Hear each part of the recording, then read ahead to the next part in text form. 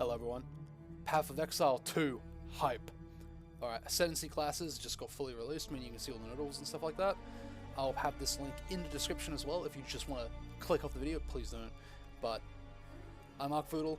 I've played a lot of PoE, like a lot. I've played since the League Before Talisman League, and I've been basically banging it out since. I took a break here and there, but I'm always back. I'm always slamming the leagues, and I'd like to think I know somewhat what I'm talking about anyway. So, getting straight into it. All these instances, starting with Sorceress, we got Stormweaver first. Now for Stormweaver, I'm always going to look at these points and basically look at them as like, if you take one, you can't take them all.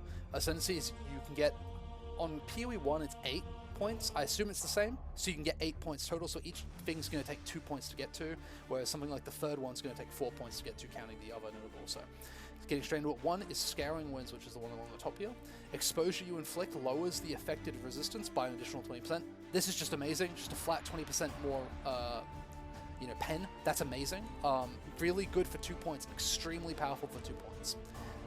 Going into the next one, which is Tempest Caller, which is grants the skill Tempest Storm, which triggers an elemental storm on critical hit with a spell, which then makes it basically makes a little swirly around the target, basically being fire, cold, or lightning, which is great.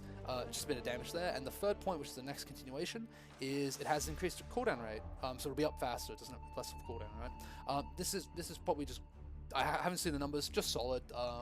You crit, you make a little swirly. If you crit a lot, it makes a lot of swirlies, depending on the cooldown. So, but if you don't feel like that, you can go for the 4 and 5, which is Heavy Snows and Shaper of Winter. Heavy Snows is the first one you have to take, which is targets can be affected by 2 of your chills at the same time. Your chills can reduce action speed by up to 35%. This will be very important later, but action speed is like everything on the mob. It's move speed, attack speed, cast speed. Action speed is the best thing to slow and the best thing to speed up for yourself. But however, taking this node, you'll get 25% less magnitude of the chill you inflict, basically meaning that it does less. So that's a fair trade-off. You get 2 chills on the target, but you do less chill magnitude. So it's not just straight up adding extra 2, but still really good. And the 5th one is all damage from hits contribute to chill magnitude. That means, from what I can understand, any hit can chill, which is great. As a defensive layer, or if your skills need to chill targets or whatever, If you're slowing everything by like 35%, that's based for mapping. It's just like ease of mind, you slow everything, you're not getting hit by it, you're not dying to it, right? However, the other side is the lightning side, which is 6 and 7, which gets Strike Twice and Shaper of Storms. Strike Twice is targets can be affected by 2 shocks at the same time, however you get 50% less shock, and Shaper of Storms is all damage can shock. That's amazing, because shock in PoE 1 anyway, unless I'm mistaken, shock increases the damage the target takes. That's just amazing for damage, right? You want to kill mobs, you make them take more damage, and you zap, you kill them all. Or you go cold and then get shock chance on your cold, If you're a cold caster, get shock chance on your cold, or even fire. That's amazing, Shock is great. And then you got 8 and 9, which is Constant Gale, which is you have Arcane Surge. Arcane Surge gives you 10% more cast speed and 20% more mana rate. And then it's improved as well by Force of Will for 1% increased effect of Arcane Surge on you per 15 mana. Considering that a lot of Lightning builds want to also stack mana for Archmage, this is going to be really good. You could go like an Archmage and go like something like, you could even go Heavy Snows, or you could even go like Strike Twice and get 2 shocks. You know what I mean? That's amazing. Anything like that's great. And then you could also go Heart of the Storm, which is 40% of your elemental damage taken recouped as energy shield. Recoup is when you take damage, you'll recoup or regenerate part of the damage taken. So 40% of all elemental damage taken is regened as energy shield over 6 seconds baseline. I think it's 6 seconds. Yeah, so that's very powerful notes here for just spellcasting, especially if you want to go to Archmage, with the Arcane Surge, stuff like that. Very strong indeed. We'll have to see the numbers on Elemental Storm to see if it's worth it, but that's great. Very solid Ascendancy. I would say this Ascendancy, if you want to play a cold spell or a lightning spell, go for it. The reason I don't say fire is I think maybe there's a better one later on for fire Ascendancies. But let's keep going. Next, we've got the Chronomancer. Chronomancer is very interesting. It's got a lot of new stuff. In this tree, you start up here, and you can either path right to the 1 or path left to the 4. So we're obviously going to go to the 1 first. So the 1 is Now and Again. Skills have a 33% chance not to consume a cooldown when used.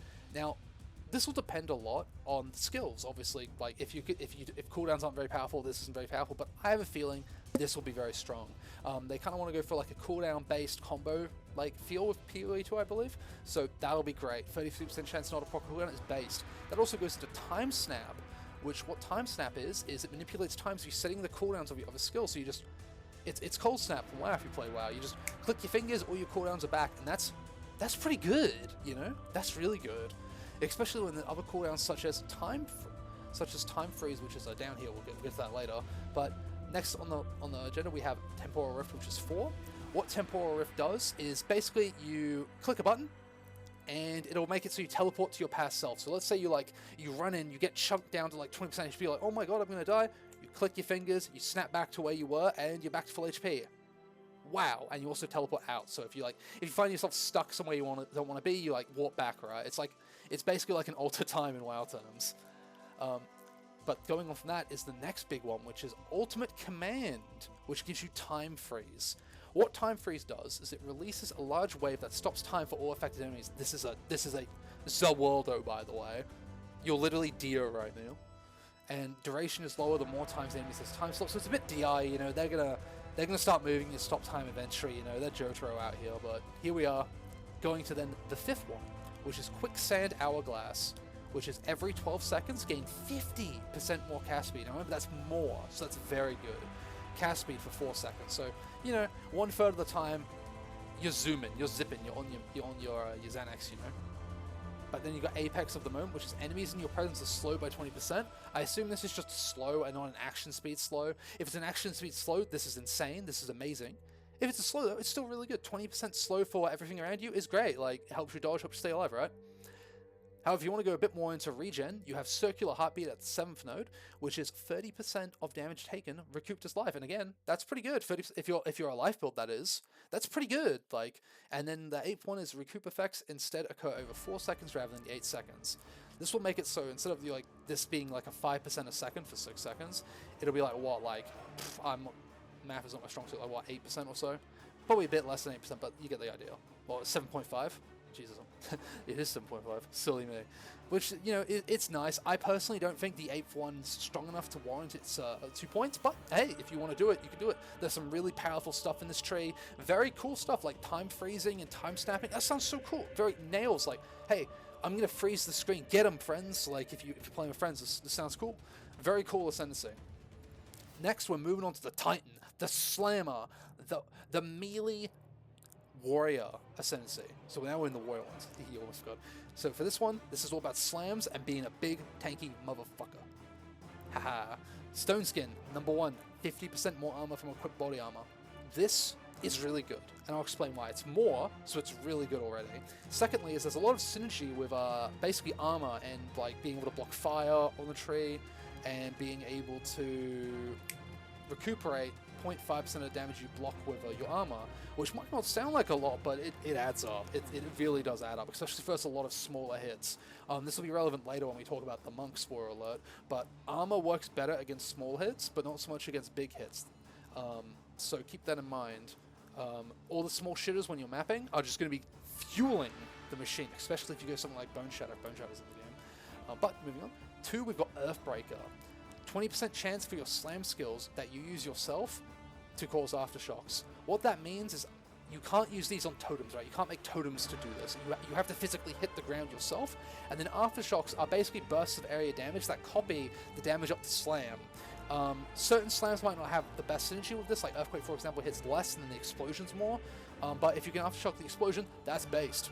And that leads into the third thing, which is Ancestral Impairment, which is every second slam skill that you use yourself is ancestrally boosted. Ancestrally boosted slams deal 20% more damage and 20% more area of effect.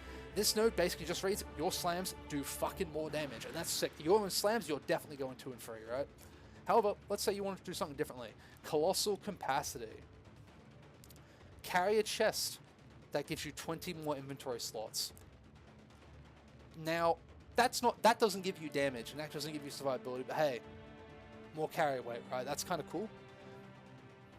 That by itself wouldn't be good enough for an Ascendancy point. However, Hulking Form is the following node.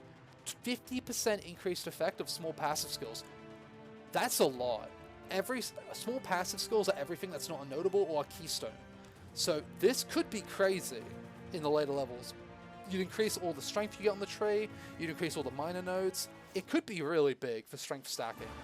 I say strength stacking because it's a warrior. I don't think you'd int-stack or dex stack as this guy. There might be another Ascendancy for that later on. But I think it's pretty good. Like, this has a lot of potential. It's cool. Next we go on to 6, which is your hits are crushing blows. What a crushing blow does is it causes a heavy stun on enemies that are primed for a stun. Primed for a stun, I believe, is something like Stagger from D4. And yeah, you crush that shit, you stun that shit. Now, why would you want to stun stuff? First of all, stunning's great. Stun's amazing for a living, right? When you stun, like when you're mapping, stunning mobs stops them from hitting you. It's actually really big as melee. Stunning is huge as melee. However, it leads into something that's pretty based. 40% more damage against heavy stunned enemies, and our crushing blows heavy stuns them. That is insane. 40% more damage. That is a lot. That's huge damage if you can stun a mob. So you hit it once, you hit it second time, it's fucking dead. It's gone. It's obliterated. And that's great. And then we got 8, which is just 15% more life. Solid node for 2 points. 15% more life. You can't complain about that. Remember, it's more. So more is multiplicative. It's based. It's really good. And yeah, this is the Titan note. This is the Titan for the warrior. Really solid for melee right now. If you want to play a physical juggernaut kind of melee, right? This is what I'm league starting as, by the way. So I'll see you there on my streams. Mwah. But really solid Ascendancy for slams, especially slams. But there's synergy as well. You can go like 6-7 for like a strike skill or something, right? And still like play the game. But for slam skills especially, if you're playing slams, you're playing Titan, right? But moving on, we got Warbringer, a very funky Ascendancy, actually. Warbringer, when I watched it in the trailer, seemed like a totem Ascendancy, right? And it does have totem themes, but there's more to it than that. So in the first row here at 1, we have Anvil's Weight. Anvil's Weight, break armor equal to 10% of hit damage dealt. That means you're going to be smashing armor. You're going to be breaking armor. You're going to be doing it. Which leads into imploding impacts, which is you can break enemy armor to below 1. This is important because you can't make armor go below 1, so you can't like have like negative armor on the target. To this, you can. That means that this is really good. You could even say, if you're playing in a group, this is really good for fizz builds because you'll be chunking armor away from the target, and depending on how much armor a boss has, this makes it so you can mess the boss up, really, eh? So that's great. The third is Jade Heritage. Jade Heritage encases you in Jade, which basically gives you a buff gives you a stack every second. When you consume this buff, it absorbs damage, depending on the amount consumed. That's cool. However, when you're encased, you can't move. So for like immunity, like maybe like a one shot, or when you're like low on health, that's a good defensive.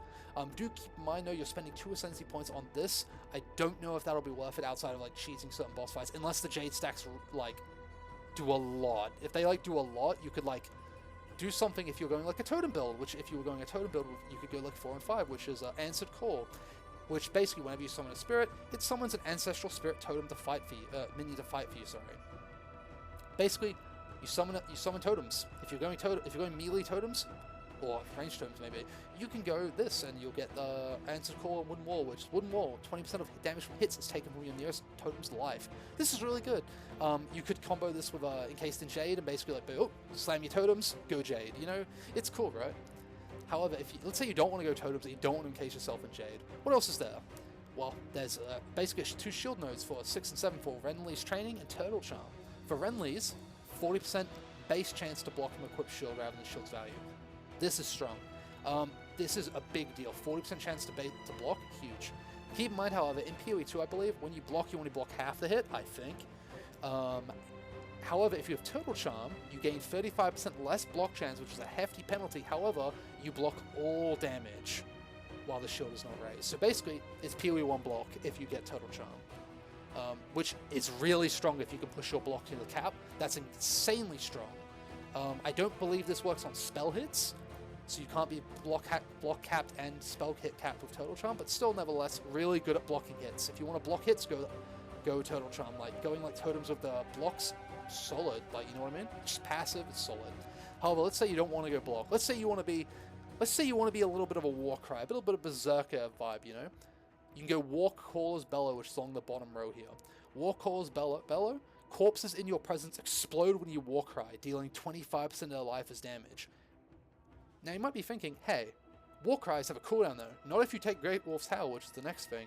So you can run around spamming War Cries, blowing up things. This is incredibly powerful because you could have multiple War Cries going at once, just basically keyboarding them, like playing your keyboard, all these War Cries and blowing up all these corpses nearby you. That's great. I think Warcaw's Bellow and Great Wolf's Howl, super cool nodes. I would although I do think this is mainly going to be a totem ascendancy, like for melee totems, it's still very, very cool. If you're going something that's not slams and you're playing warrior, this is definitely looking like a possible tryout. And yeah, look at this guy. He looks sick. Look at that guy. Next, we move on to the ranger, going to Deadeye.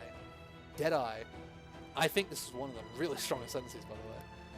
Firstly, we've got 1 and 2, which is Avidity and Thrilling Chase. So Avidity is 30% chance that if you would gain frenzy charges, you instead gain your maximum frenzy charges. Now, do remember, in PoE 2, unless otherwise stated by any uniques or anything, charges don't give you stats anymore. Like, back in PoE 1, frenzy charges will give you more damage, very good, but they don't anymore. They're basically consumed by skills to do something with the skill, right? It could be buff it, do more, whatever. So that, if you're playing like a frenzy charge attack and you want to generate your charges fast, that's really nice. And it combos well with Thrilling Chase, which is benefits from consuming frenzy charges from your skills, have a 50% chance to be doubled, which, depending on the build, that could be really, really, really strong. Very niche, though, very niche. I don't know if every build wants to stack frenzy charges, but we'll see in PoE 2.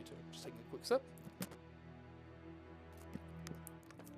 Who would have guessed that talking non-stop drives your throat out? Next, we've got Eagle Eyes. For 2 points, you have no accuracy penalty at distance. Now, the difference between distance is the mobs are either close or they're far. I think it looks like close is 7 meters and far is past 7 meters. So if you're not standing close to stuff, you don't need accuracy. Now, this will depend on how hard accuracy to get accuracy cap, or how much accuracy is needed. But this node by itself does seem strong if accuracy is hard to come by to get to the cap, or if you can reliably keep your distance. Do keep in mind that this, from the sound of it, does not matter, does not do anything if stuff's close range, so you've got to be at distance. Next is a very cool node. Look, I'll zoom in here so you can see it. We've got 2 choices here on the 4 node. One is point blank and the other is far shot.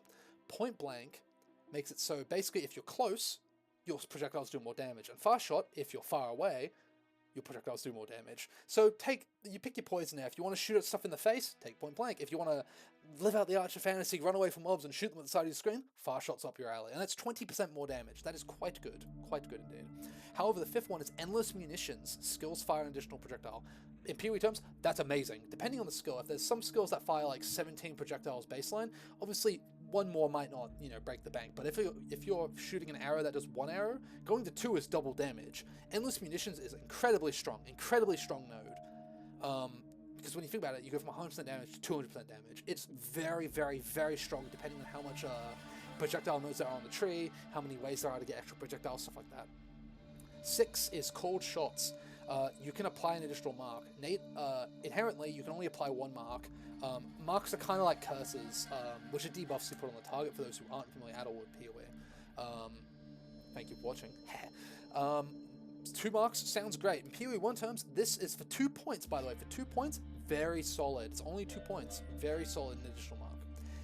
However, a returning favorite from the bottom row here, Gathering Winds and Windward. We can see Tailwind here.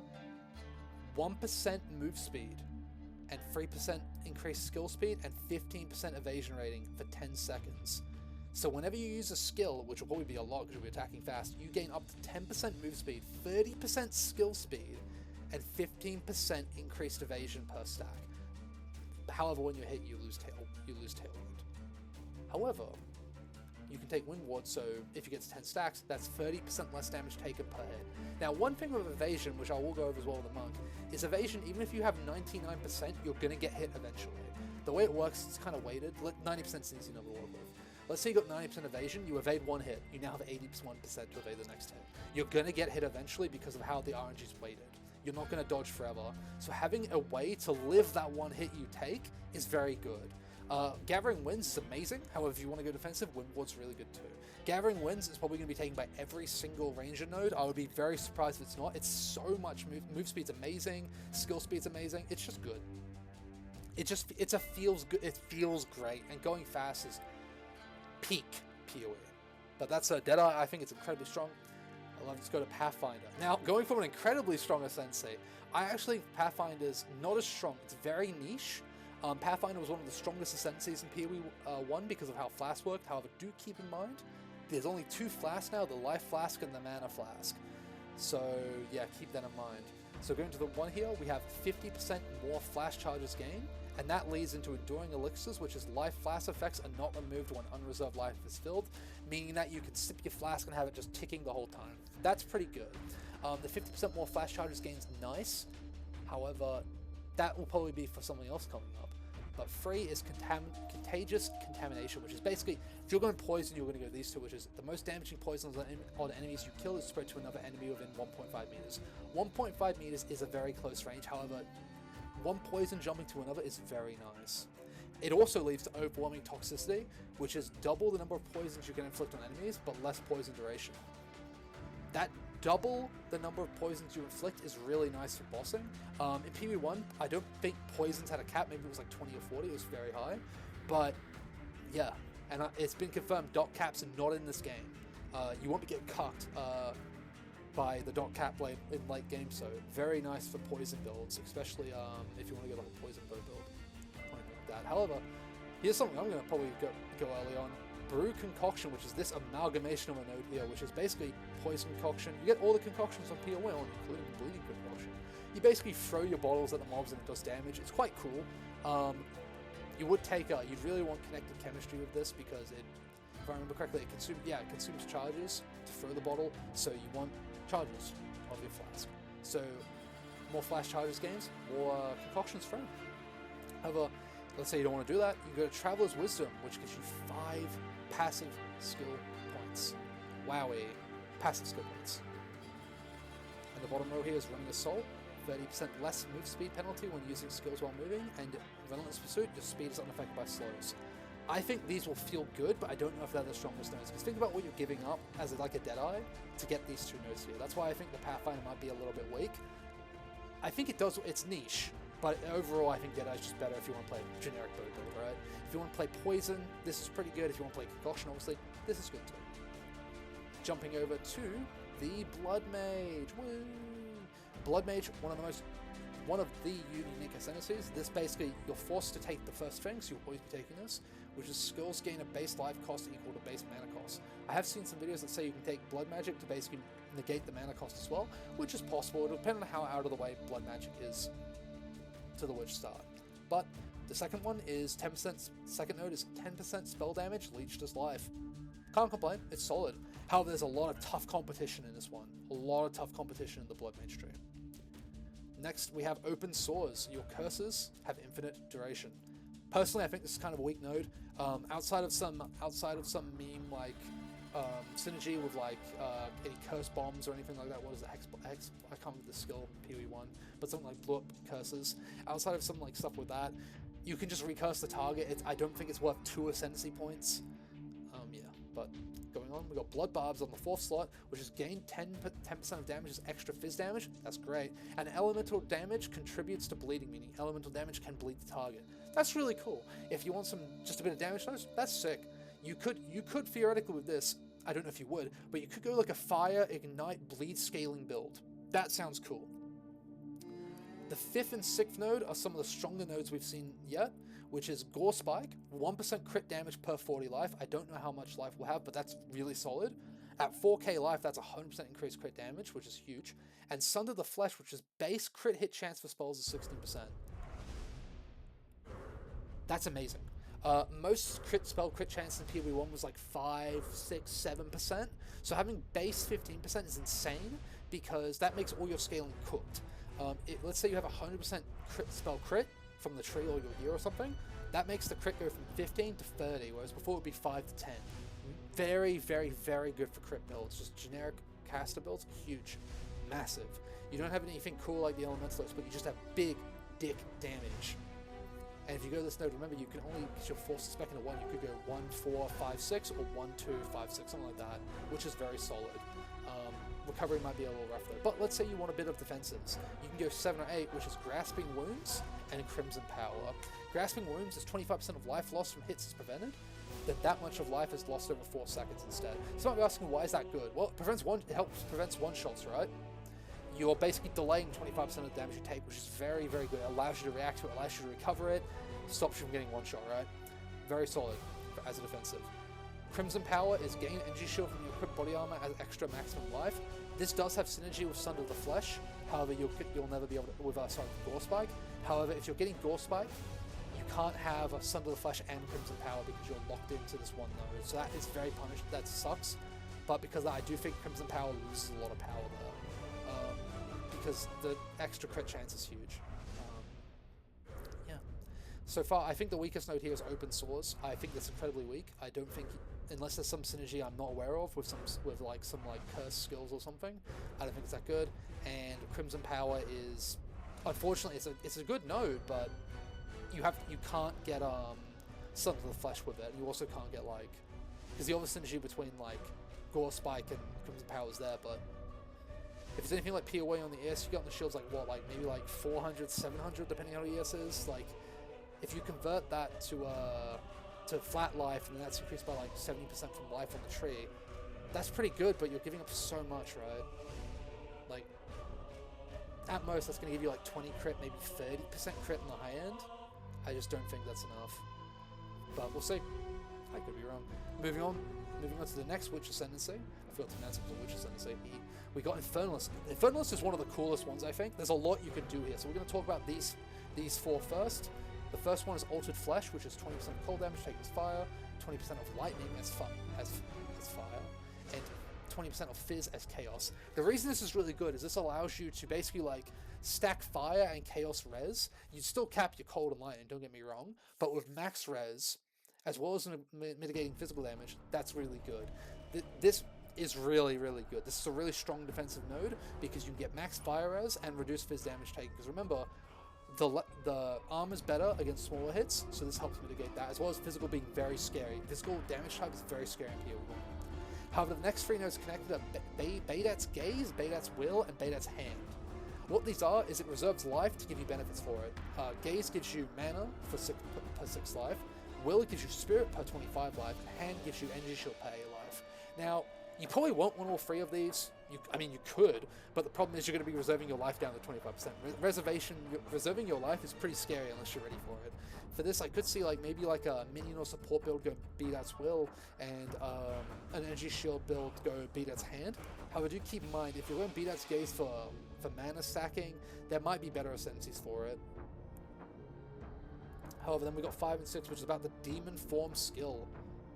5 and 6 is, I'm scrolling it down so you can't read the next one. Demonic Possession, which grants Demon Form. Demon Form shapeshifts you in the demon, vastly boosting the power of your spells. However, every second you gain Demon Flame. Demon Flame makes you lose life at an ever-increasing rate. I also think it gives you spell damage based on the stacks too, so the more life you're losing, the more damage you're doing, and the sick one gives you more maximum stacks of Demon Flame. This makes it so you pop this shit, you're going to go ape shit on the mobs, but you're going to be losing life, so you can build to counteract that. But I think Demon Form RF, maybe, probably not, but maybe. That sounds kind of cool, right? Imagine all the regen you'd be losing. It also depends that I assume the life loss is just physical life loss. It's not an elemental type, so you can't resist it or anything that you could with that. We're going to the 7, 8, and 9 part of the tree. We've got Pyromantic Pact, Bringer of Flame, and Seething Body. What Pyromantic Pact does is that your maximum mana is replaced with Infernal Flame. This will take a bit to getting used to. It was played in the trailer, but basically Infernal Flame is built up when you use skills and used when you use skills, but if you reach your maximum flame, you blow up and take damage, I believe. Which gain Infernal Flames of mana when you spend stuff, take maximum life and energy shield as fire damage when Infernal Flame reaches maximum. Now, that probably won't one-shot yourself, because you should have 75% fire resistance, so you'll take 25% of your life as damage. That's not the worst in the world, especially if you get more max res or regen or anything like that, or even recuperate. That's pretty cool. So basically, you build up heat. When you get too hot, you blow up, right? And when you reach the maximum blow up, you lose all your stuff, and you lose 10% a second if none was gained. So stop, cool off, you go back.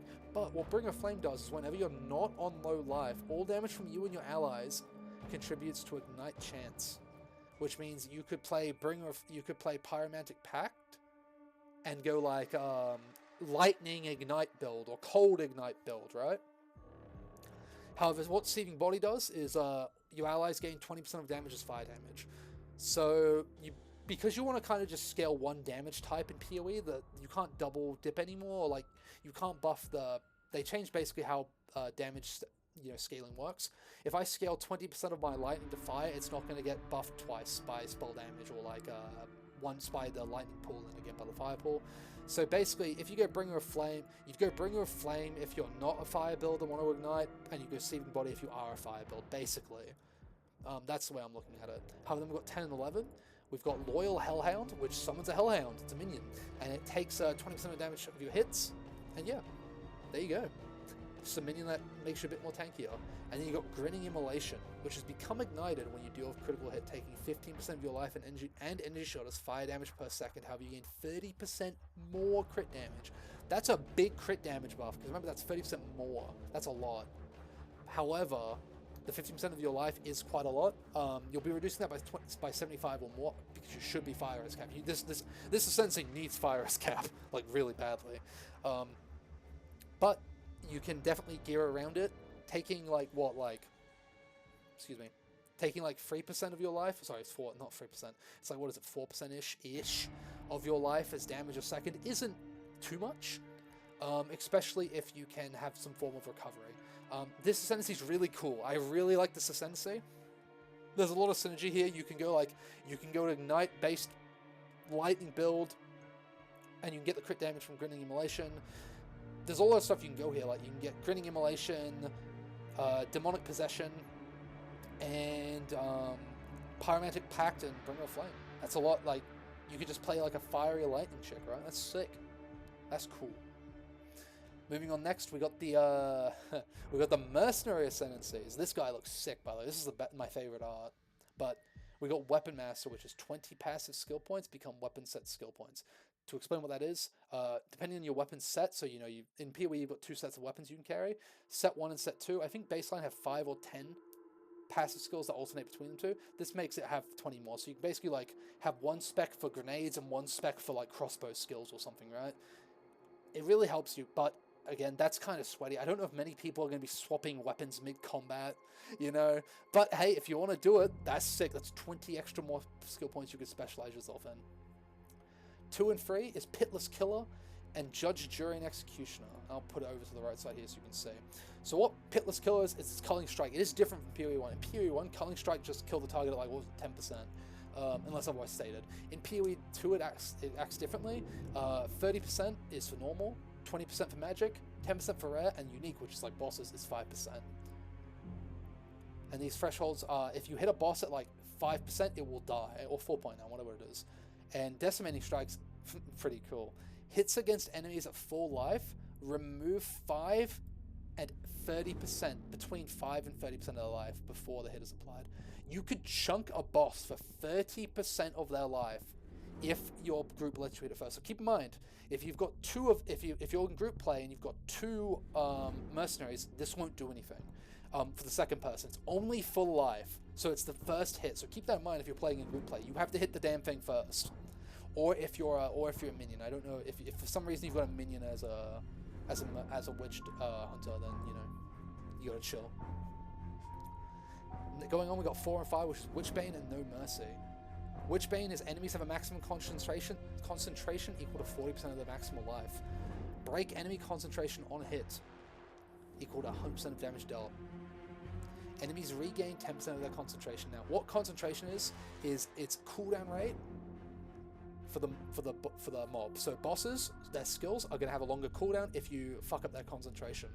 And if you mess up their concentration, No Mercy makes you deal 30% more damage up to, based on their missing concentration. And their concentration only regens if they haven't been hit in 5 seconds. So, assuming the boss doesn't have any cringe, invulnerability phases, this just reads, when you do 40% of their life, you do 30% more damage. For like mapping, this is going to be pretty good for like, this is going to be pretty good, right? You slow down people's like, their cooldowns, you slow down, you basically do more damage. It's pretty solid. For Ubers, we'll have to see how much of 40% of their maximum life is, but it's just a solid more multiplier at the end of the day, right? And we love those. 6 and 7 is Obsessive Rituals, which I will put to the side more so you can see what Sorcery Ward is. Basically, you gain Sorcery Ward, you gain less armor and evasion rating, but you gain a passive elemental damage barrier that prevents damage from hits. The 7th one, I should say basically, the 7th one makes it so 50% increased effect of the ward, meaning stronger, and it recovers faster.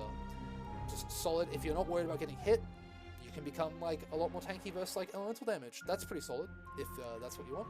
However, then we've got Zealous Inquisition, which is 10% on kill effect for your enemies to explode, dealing 100% of their life as physical damage.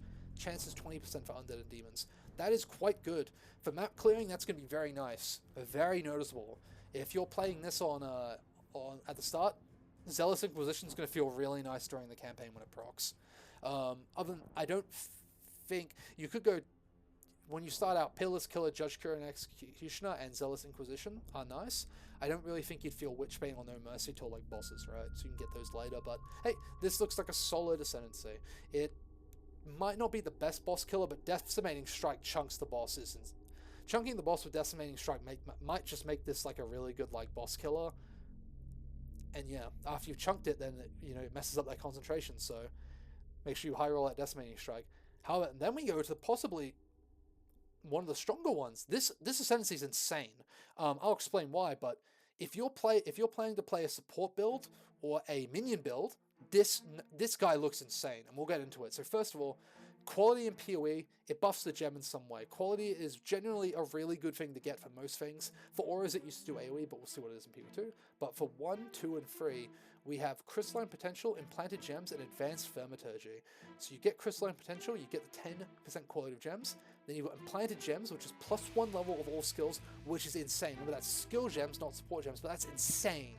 That buffs all your auras, that buffs all your like minions or whatever. This guy looks like a very solid minion or aura bot, as well as something else. Then you've also got Advanced Thaumaturgy, which is 30% less cost of skills. Now, I haven't tested this, however, that works on auras, I've heard. So 30% less cost of auras is insane. Instantly makes this a must-have for an aura bot, I think. And skill gems have more attribute requirement, but 30% more attribute requirement for that trade-off is easily good. That's so good. 1, 2, and 3 is super generic, super strong. Next, we've got Integrated Efficiency, Gem Studied, and Thaumaturgical Infusion on the 4, 5, and 6. Integrated Efficiency gives you 3 additional skill slots, which for skill slots are like you're limited in the number of skill gems you can put in, so 3 extra ones, kind of nice. Gem Studied is you can have 2 copies of the same support gem in different skills. In PoE 2, you can't have like, take for example, minion damage, a minion damage support. You can't have that in 2 different minions in PoE 2, like you could in PoE 1. This, however, lets you do it, which is really solid. Thaumaturgical Infusion just gives you max res, really solid. It's only for supports, but any max res is good max res. It used to be per 3, I think, but per 4 is still good. Like, it's just solid. Yeah. Next, we've got Adaptive Capability and Enhanced Effectiveness. These have some stat stacking based vibes.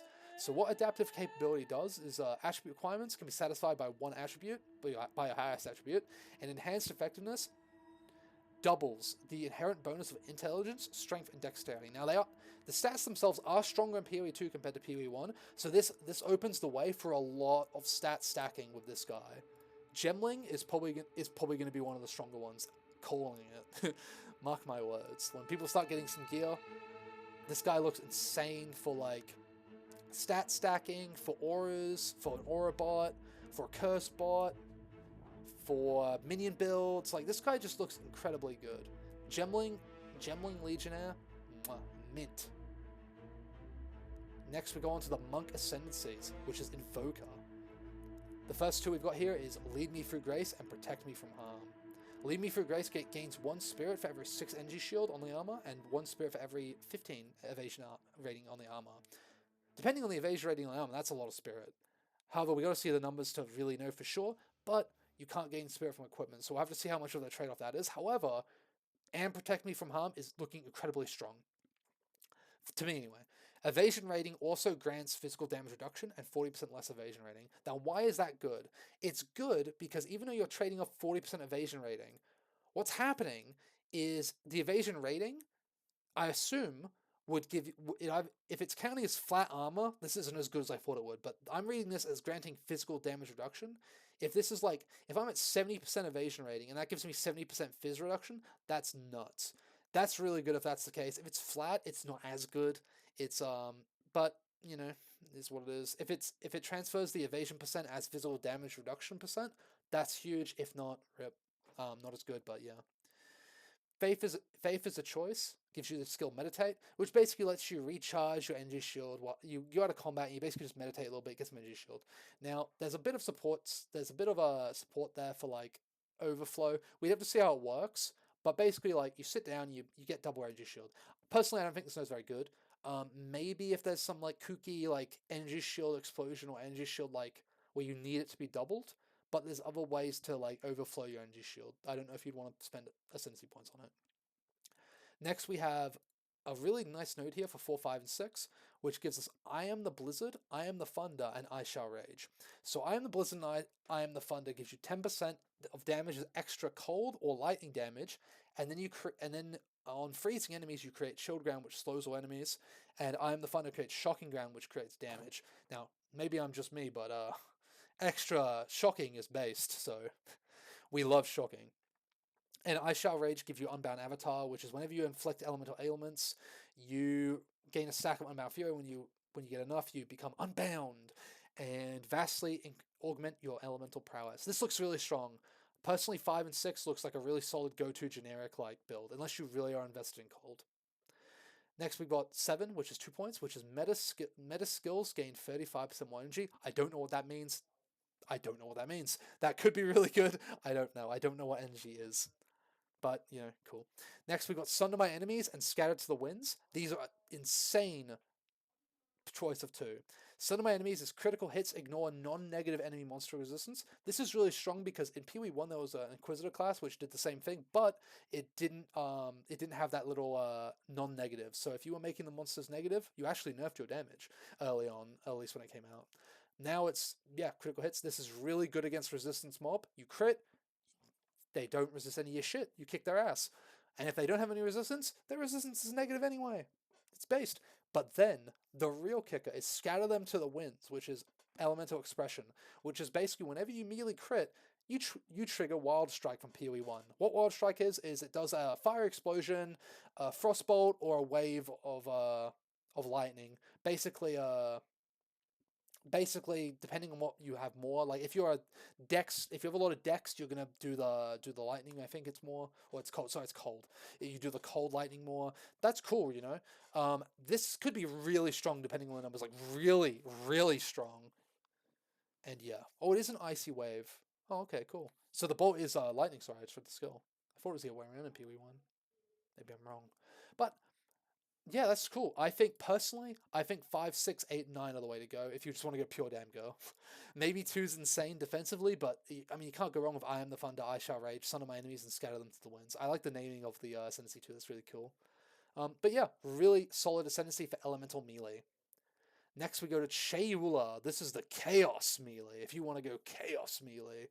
So 1 and 2, very strong defensively straight off the bat. We've got Mana Leech as instant. That's really good because consuming questions, you cannot recharge Energy Shield. However, Mana Leech affects also recover Energy Shield. This makes it so you can leech a lot of Energy Shield, and that's really good defensively. You could go like a hybrid build, or you could even go like, you could do a lot of things with that. It's really interesting. But yeah, really solid defensively. How about we go that defensive? Who knows? Chayula's Gift for the third one is a 2-point node, which 10% max Chaos Res, which is really good. Makes it go from 75 to 85%. It's a niche and it doubles your Chaos Res. This might be a little niche if you're versing like a Chaos boss or something, because going from 75 to 85% isn't just 10% less damage reduction. Because of the way the math works, it's something like 30 or 40% or something. It's quite a lot. It's quite good. Quite a lot. This is a huge damage reduction versus Chaos. Compared to them, because you're only taking 25% of the damage, so taking 15% of the damage is like way less, right? Reality Rending is the 4th skill. This used to be an assassin skill in PoE 1, I believe, and it does 23% chance, 13%, or 7% chance to gain a lot of damage as extra chaos damage. Just solid extra damage skill. Can't complain. Solid. For 2 points, really nice. Next, we've got Waking the Dream and Lucid Dream, which is a new mechanic called Into the Breach, which is a buff that allows you to see Flames of Chayula, right? When you're in the Flames of Chayula and pick them up, you gain healing, you gain mana, or the purple flames, which provide a stacking buff, gaining you 7% damage as chaos for 5 seconds, stacking up to 10 times. And Lucid Dreaming doubles the effect and duration of Flames of Chayula on you. So I'd have to see how this plays out, but if you can reliably go fast enough that you can have this buff and it refreshes the stacks. If this doesn't refresh the stacks, it's way worse. But if you're at 2 stacks and you pick preferred, it refreshes the other 2 to max duration. If you can do that, you can go up to 140% damage as chaos for 10 seconds. That's a lot of damage. If you can go fast enough to get the purple flames, you're going to crank damage, and that's going to be a similar theme with 7, 8, and 9 too. So for 7, 8, and 9, it removes all spirit, meaning you can't have auras, but you get darkness. What darkness does is basically replaces it, and you gain 5 maximum darkness per level on top of the 100. So let's say you've got like your level 70, right? That's 350 from maximum darkness and 100 base, 450 total, right? Let's remember that number, 450 level 70, very attainable by the end game.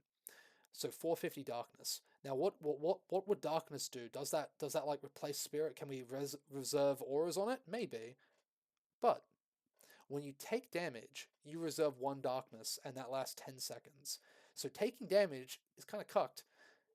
Why would you not want to reserve darkness with auras even if you had the choice then? That's because Grasp the Void, 1% extra chaos damage per 20 unreserved darkness, and Inner Silence, which reduces the darkness reservation duration. Personally, because you take one darkness damage per life energy shield loss, unless you're mind over mattering and taking no damage, then you don't really care about Inner Silence. I think Inner Silence is honestly kind of bait. I think if you're taking damage, you've played it wrong. You don't want to take any life or ES. You probably want to invest fully into the Mind Over Matter Dream, so you can abuse Grasp of the Void to make you do like some nutty damage. Because if you've got 450 base darkness, 1% per 20, that's a lot of extra chaos damage, right? Like, that's a lot. Just passively. So for this is really interesting. I really like Ascendancies that changed the game. Like for example, Infernalist changed it. That's really cool. Chayula's changing it. I think Mind Over Matter build with Chayula and embracing the darkness and Grasp of the Void might be really strong. If you do that, maybe like you go like Ravenous Doubts, embrace the darkness, Grasp of the Void, and then you get like, I don't know, like Chayula's Gift or like Reality Bending or something. And yeah, that'd be really cool. Chaos melee, so going over it again, really solid. If you're going basically anything, you can go this. Any caster could go this. Chronomancer, sky's the limit. You can do whatever you want. Titan, slamming, another melee. Warbringer, totem, another melee. Deadeye, traditional ranger, bow builds. Maybe not poison. Poison builds, poison range builds, or maybe melee builds. Blood mage, cool. Again, just any spells could probably work as blood mage. You want to go crit though, but any spells could work. Infernalist, any spells can work again. You just scale it somehow. Witchhunter, yeah. Hopefully high roll 30% and slam the boss. Gemling Legionnaire, probably the best minion. If it's not Infernalist, it's going to be Gemling for best minion build. It's probably the best support build if you don't go Infernalist again. We have to see how much health we get to see if Baydet's will is insane. But Gemling Legionnaire looks insane. Absolutely insane. Invoker, Elemental Melee, and Chayula, Poison Melee. I hope that took 48 minutes. Holy shit. Thanks for watching. If you've been that long, I'll see everyone around. Bye. Oh yeah, I'll be streaming by the way. So hope to see you.